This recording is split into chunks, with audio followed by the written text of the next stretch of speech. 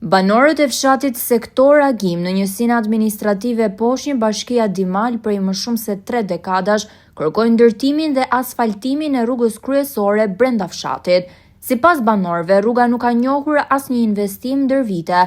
Në dimër ajo mbushet me gropa dhe ujë, ndërsa gjatë verës banorët përballen me pluhurinë e shumtë, duke e bërë të vështirë qarkullimin e automjeteve dhe këmbësorëve.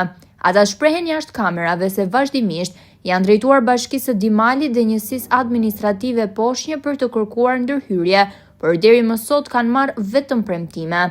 Banorët theksojnë se gjatë fushatave elektorale është premtuar disa herë asfaltimi i rrugës, por sipas tyre asgjë konkrete nuk është realizuar. Ata shprehen të zhgënjur nga politika dhe drejtuesit vendor, duke shtuar se edhe ky vit mund të kalojë vetëm me premtime. Ndërkohë banorët kërkojnë që institucionet përgjegjëse të ndërhyjnë sa më shpejt për të përmirësuar infrastrukturën, pasi fshati ndodhet shumë pranë aksit kryesor rrugor dhe meriton një investim që do të lehtësonte jetën e komunitetit.